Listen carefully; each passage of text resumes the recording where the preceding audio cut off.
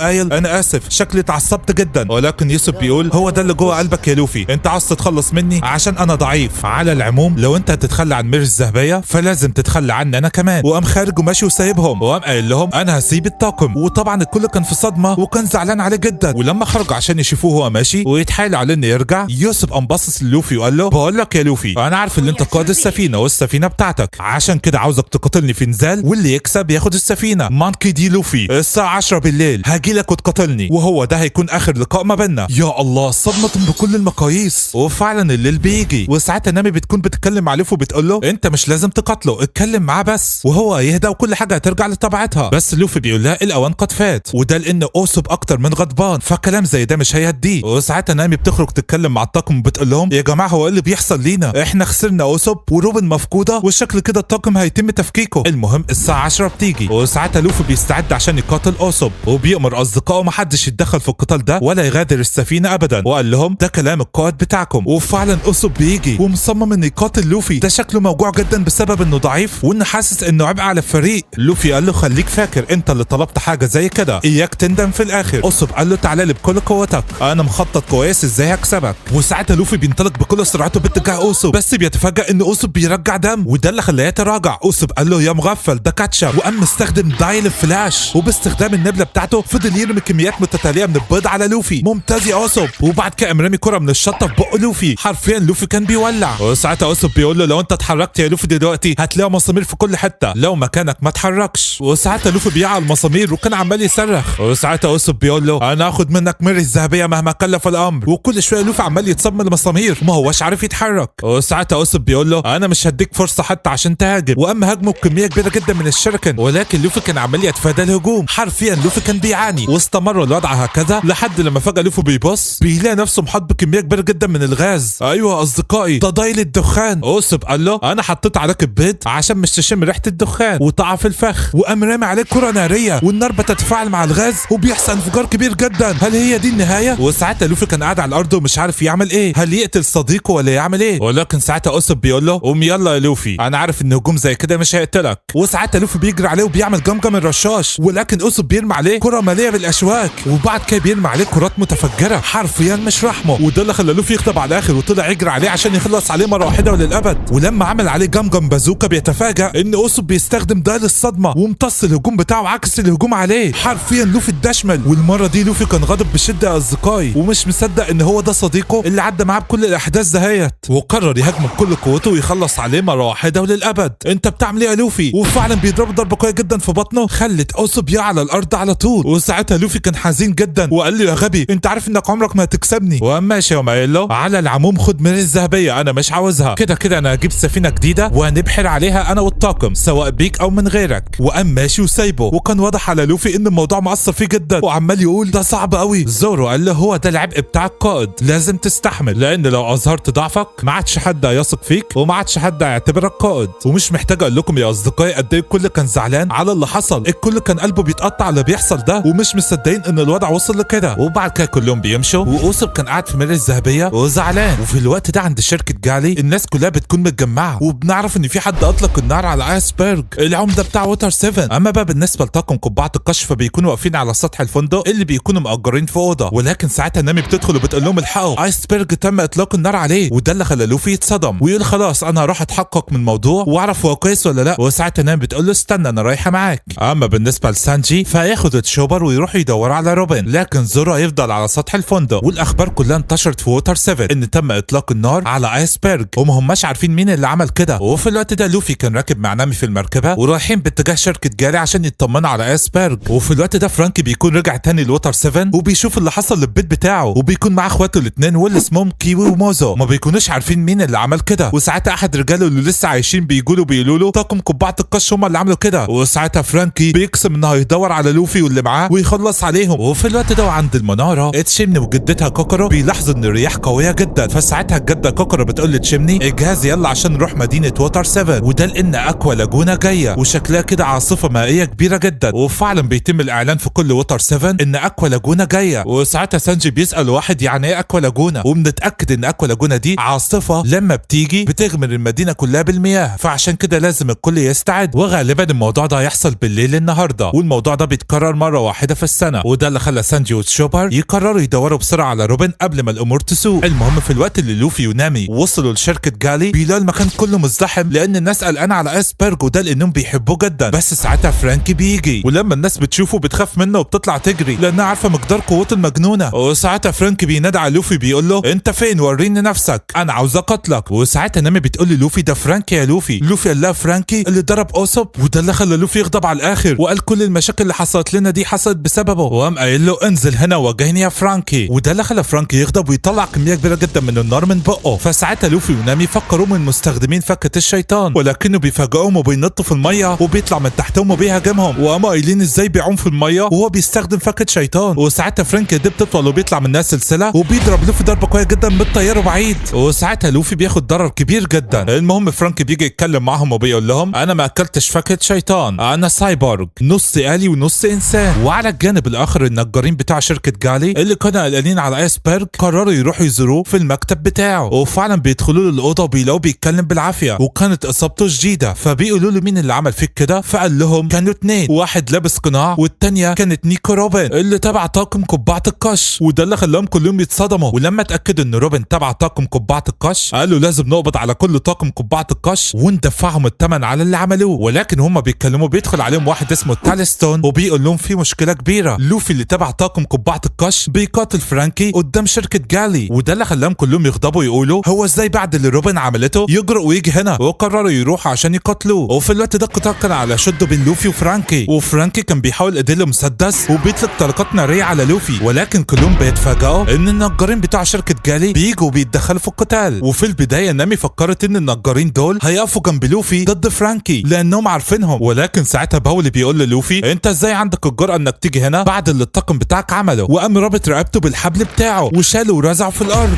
وطبعا نامي كانت مصدومه وبتقول هم ليه بيقتلونا. وفي الوقت ده النجارين كانوا شغالين ضرب في لوفي، وحرفيا لوفي كان بيعاني وعمال يتضرب من كل حته، وبعد ما هروه ضرب عمال يقول لهم انا عاوز اعرف بس انتوا ليه بتضربوني. باولي راح يتكلم معاه وقال له حد من الطاقم بتاعك اقتحم شركه جالي امبارح واطلق النار على سيد ايسبرج، وساعتها الخبر ده بينتشر في المدينه كلها والناس كلها بتعرف ان طاقم قبعه القش هو اللي هاجم ايسبرج، وايسبرج ده بالنسبه لهم حاجه كبيره لان عمده المدينه هم بيحبوه. وساعتها قرروا يطردوا طاقم قبعه القش من مدينه ووتر 7. نرجع تاني لوفي اللي كان مصدوم اللي هو سمعه وبيقول له مستحيل مفيش حد من الطاقم بتاعنا عمل كده، لكن باولي اكد له ان نيكو روبن هي المسؤوله على الهجوم، وقام قايل له شكلكم كده جايين هنا عشان تقتلوا ايسبرج وانا هقتلك هنا ودلوقتي. ولكن بالرغم اللي سمعه لوفي كان لسه بيدافع عن روبن وبيقول لهم انتوا ما انتوش عارفين حاجه عن روبن، مستحيل روبن تعمل حاجه زي كده؟ على الاقل سيبوني اتكلم مع ايسبرج، اكيد في حاجه غلط. وفي الوقت ده الناس قبضت على نامي بما انها من ضمن طاقم قبعه القش. وساعتها بولي قال للوفي بسبب الحركه اللي انت عملتوها دي كل سكان مدينه ووتر 7 هيكرهوكم، وده لان كلهم بيحبوا ايسبرج. وساعتها باولي بدا يهاجم لوفي، ولكن لوفي ما كانش راضي يرد الهجوم. وساعتها بقيه النجارين واللي هم كاكو ولوتشي والتالي ستون والشخص ابو نضاره وشنب ده اللي اسمه لولو قرروا يهاجموا لوفي باستخدام المناشير بتاعتهم. وساعتها تالي ستون بيضربوا ضربه بالمسدس بتاعه، ولكن لوفي قدر يهرب وطلع لفوق، فلوتشي قام رايح وراه على طول، ولكن برضه لوفي قدر يهرب، فبيلاقي لولو في وشه. حرفيا لوفي كان بيعاني وكان متحاصر في الحيطه. وقبل ما تالي ستون يقتله مره واحده وللابد،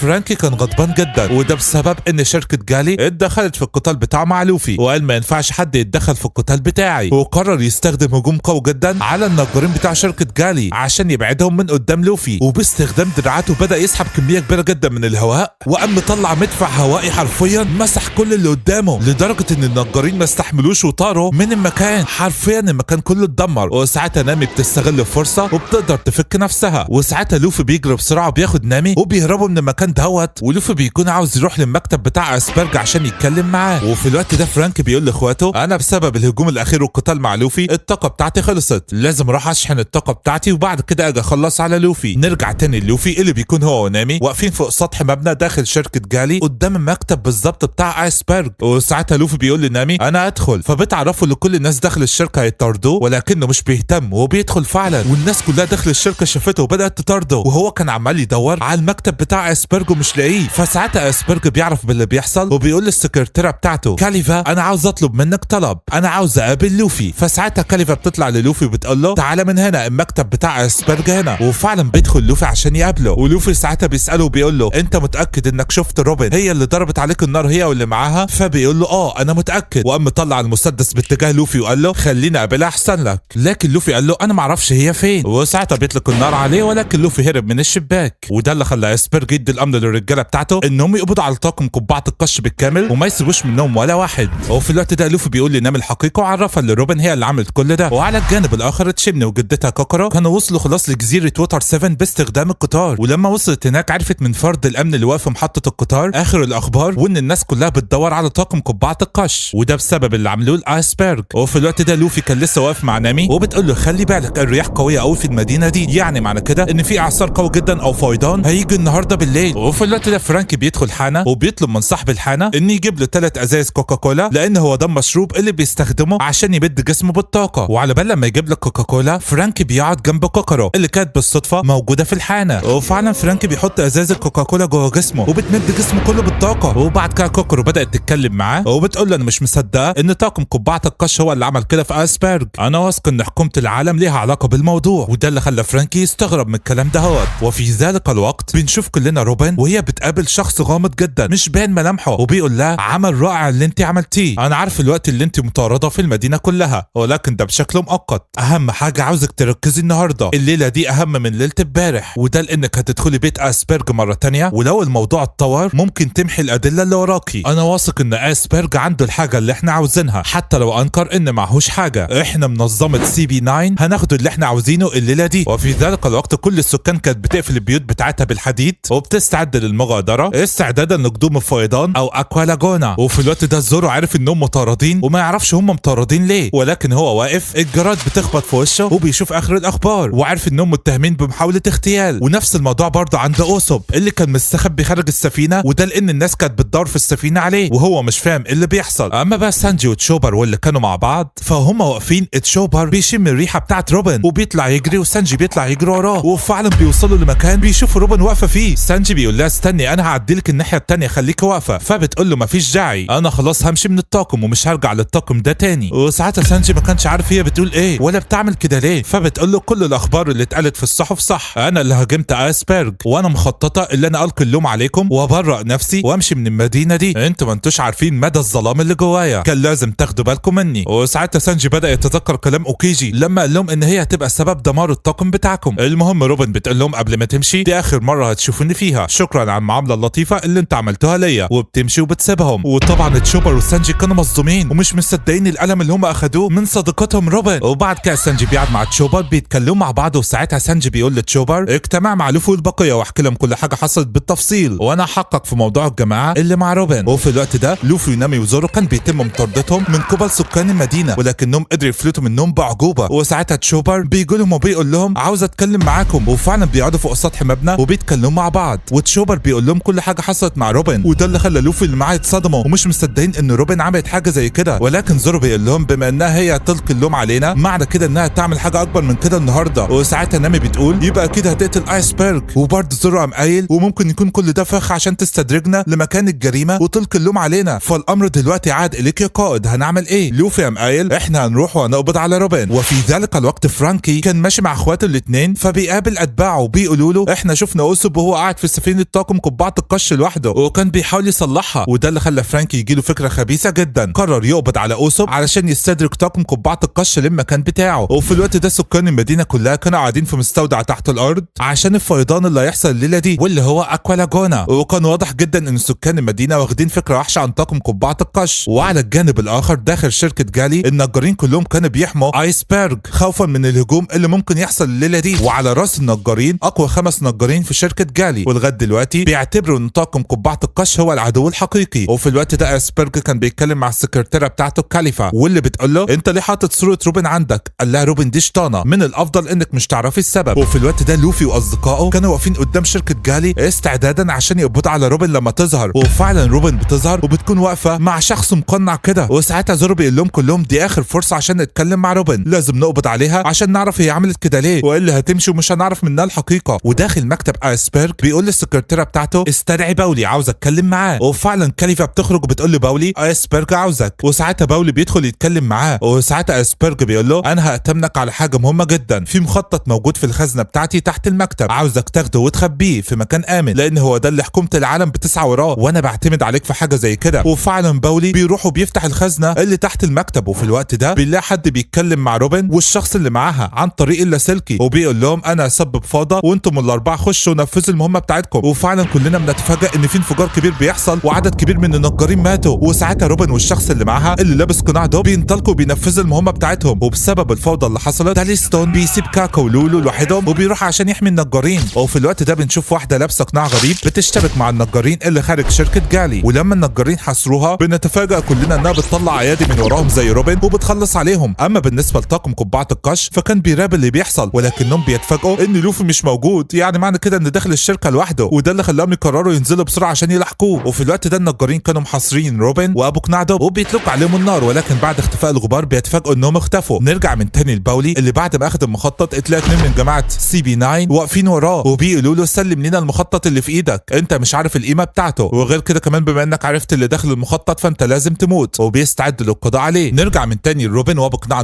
بنلاقيهم داخل الشركه وبنلاقي ابو قناع بيعمل باب في الحيطه وبيفتح وبيخش الاوضه بتاعت ايسبرج قام قايل له انت امبارح لما ضربتني بالنار دخلت بنفس الطريقه. فابو قناع قال له ايوه ده لان عندي فكه الباب، اي حاجه بقدر احولها الباب، وبيطلق عليه النار في كتفه. وساعتها ايسبرج بيقول لهم خلاص انا عرفت انتوا تبع جماعه سي بي 9، انا ظلمت طاقم قبعه القش. ابو قناع قال له بالظبط كده، احنا مش قتلناك امبارح عشان يتم القاء التهمه على طاقم قبعه القش لما نقتلك النهارده، واحنا عارفين ان مخطط السفينه اللي احنا عاوزينها موجود دلوقتي مع باولي وفي 2 هياخدوه منه وهيخلصوا عليه بعدها. وساعتها ابو قناع بيسيب روبن لوحدها وبيقول لها اول لما تسمعي الاشاره ان المخطط بقى معانا اقتلي ايسبرج وامشي بعد كده لان مهمتنا هتكون انتهت. وفي الوقت ده نامي وزورو وتشوبر دخلوا من الباب الامامي عشان يلاحقوا لوفي، ولكنهم تفاجئوا انه مش موجود والنجارين موجودين في كل حته، وده لان اصلا لوفي محشور بين عمارتين ومش عارف يعدي. وساعتها النجارين بيطلقوا النار على زورو ونامي وتشوبر، وده اللي خلى نامي تقول لازم نلاقي طريقه تانية للدخول، ولكن زورو بيقول لها مفيش وقت، انا هضرب النجارين دول بظهر السيف بتاعي عشان مش يموتوا ونخش من الباب الامامي. وفعلا بيعمل كده. وفي الوقت ده برضه لوفي بيقدر يخرج من بين العمارتين وبيستخدم القدرات بتاعته علشان يقتحم الشركه. نرجع من تاني لداخل الشركه. تاليستون كان جاي يطمن على ايسبرج ولكنه بيتفاجئ ان كاكو ولوتشي مقتولين والشخص ابو قناع قاعد في النص قدام اوضه ايسبرج، وده اللي خلاه يروح يهاجمه، ولكنه قام مكسر المطرقه بتاعته وضرب قويه جدا في وشه قضت عليه. وداخل غرفه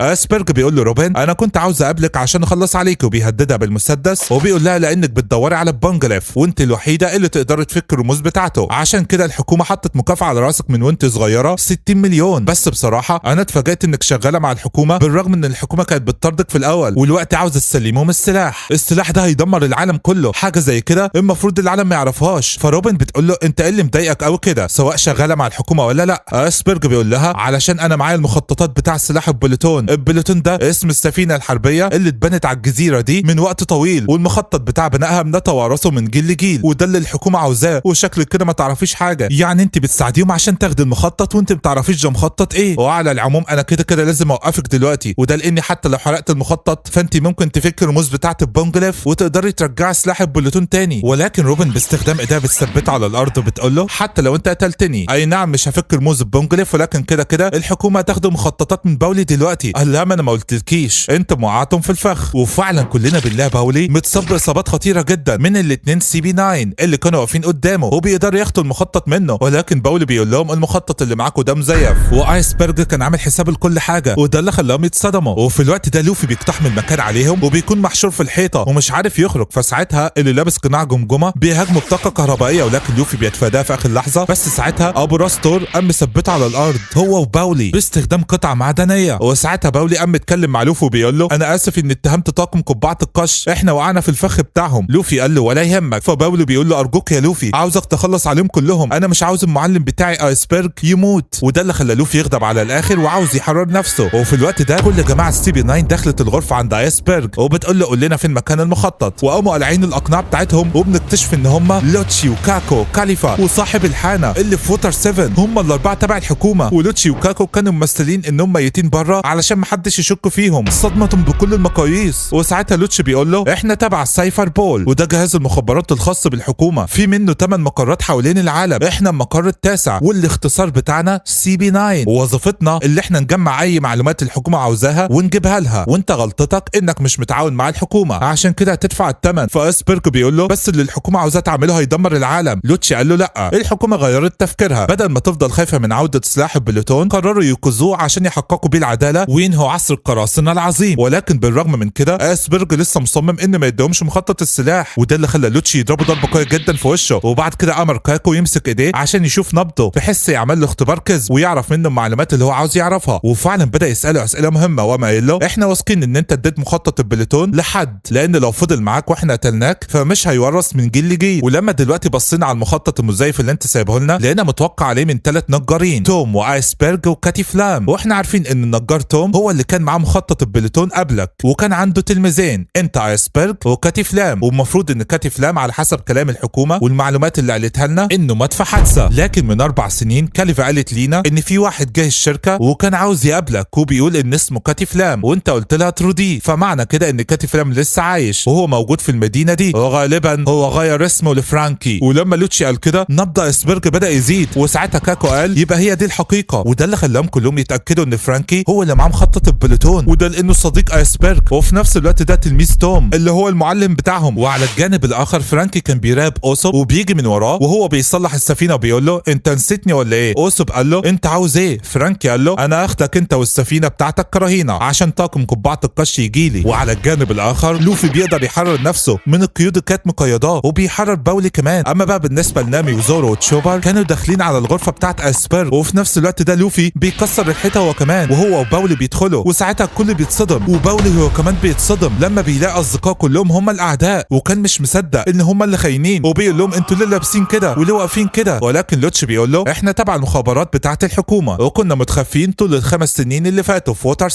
وده اللي خلى باولي يغضب على الاخر وراح يهاجم لوتشي، ولكن لوتشي بيتفادى الهجوم وبيطعنه بصبعه في صدره، وقام قايل له احنا قوتنا تفوق قوه حدود البشر، كل واحد مننا قوته تعادل قوه 100 بشري. وبعد كده لوتشي بيستعد عشان يقتل باولي، ولكن في اخر لحظه لوفي بيتدخل وقام عامل جمجم الرشاش على لوتشي، ولكن المفاجاه انه مش بيتاثر كانه من الحديد، وبيستخدم انتقال اني وبيطعن لوفي في رقبته، وساعتها لوفي اخد ضرر كبير جدا. وبعد كده لوتشي بيقول للوفي انت ليه بتتدخل في القتال ده؟ قال له اولا علشان انا وعدت باولي اني هدفعكم الثمن، ثانيا انا عاوز استرجع روبن. وبدأ كلهم يتكلموا مع روبن ويقولوا لها انت بتعملي كده ليه؟ بتقول لهم عشان عاوز احقق الامنيه بتاعتي ومش هعرف احققها وانا معاكم ومش هسمح لحد يقف في طريقي. ولكن ساعتها لوتشي بيتدخل في الكلام وبيقول لهم احنا لازم نمشي دلوقتي ما عندناش وقت. وساعتها بنعرف ان في حريق هيولع في المبنى كله خلال دقيقتين. فساعتها زورو بيقول للوفي هتعمل ايه؟ هتتخلى عن روبن ولا لا؟ لوفي قال له مستحيل. فساعتها روبن بتقول للوتشي خلاص انا همشي انا واسيبكم انتوا تتولوا امرهم. فلوفي طلع يجري عشان يلحق روبن، ولكن ساعتها صاحب الحانه واللي اسمه بلونو بيتصدى لوفي وقام قايل له احنا نقدر نخلي جسمنا بصلابه الحديد، وبسبب ان رجلنا قويه نقدر نركل الهواء ونطير. ولوفي كان مستغرب هو ازاي طاير. فساعتها زورو غضب على الاخر وراح يهاجم كاكو، ولكن كاكو تصدى له بكل سهوله وطعنه في صدره وبطنه. وفي نفس الوقت ده لوتشي كان ماسك لوفي علشان ما يلحقش بروبن. وبعد ما روبن مشت لوتشي رمى لوفي وبدا يتكلم معاهم ويقول لهم احنا قوتنا مختلفه تماما عن قوتكم، التقنيات بتاعتنا اسمها القوى السته ودي تقنيات بشريه خارقه، فعشان كده انتم مش عندكم فرصه قدامنا، وجه الوقت اني اوريكم قوتي الحقيقيه. وقام متحول لشكل ضخم جدا وبقى شكله زي الفهد بالظبط، وقام قايل لهم انا اكلت فاكهه الشيطان بتاعه القط. وفي نفس الوقت دهوت الدقيقتين كانوا خلصوا خلاص والحريق بدا يشتعل في المبنى كله. وساعتها لوتشي بيقول لهم انا هقول لكم انواع فواكه الشيطان، في 3 انواع، لوجيا وزون وبارميسيا، واللي انا اكلتها دي من نوع زون، ونوع زون ده بيتميز ان بيعزز قوه الجسد، وكل ما اتدربت بقيت اقوى، ويعتبر زون ده اقوى الانواع. وبعد كده بيعمل هجوم قوي برجليه بيدمر شركه جالي كلها. فساعتها لوفي بيهاجمه وبيضربه ضربه قويه جدا في وشه، ولكن لوتشي بيطعنه وبيخترق جسده، وبعد كده بيمسكه وبيرميه خارج الشركه. ولما زورو فكر يتدخل عمل فيه نفس الحاجه وضربه وطيره بعيد. وبعد كده قام رابط باولي وايسبرج وسابهم عشان يتحرقوا في الشركه، وقام ماشي هو وبقيه السي بي 9 عشان يدوروا على فرانكي عشان ياخدوا منه مخطط البليتون. وعلى الجانب الاخر فرانكي كان قاعد في المخبأ بتاعه مع اخواته واوسوب، وكانوا عمالين يعيطوا بعد ما سمعوا القصه بتاعت اوسوب وانه اتخانق مع اصدقائه بسبب ميري الذهبيه، واوسوب كان طول الوقت عمال يصلح في السفينه. فساعتها فرانكي بيقول له انا اسف ان اخدت منك 200 مليون بري، بس انا ما اقدرش ارجعهم لاني صرفتهم كلهم، بس على العموم قول لي انت هتعمل ايه بعد ما تصلح السفينه، ايه رايك تنضم ليا؟ بعد ما سمعت قصتك انا حسيت قد ايه انت شجاع وعاوزك تنضم ليا. ولكن اوسوب بيرفض وبيقول له انا ممكن اقعد معاك شويه لحد لما اكوا لاجونا تخلص. وفضلوا يتكلموا شويه عن القطار بتاع البحر وقد ايه هو سهل الحياه على سكان ووتر 7،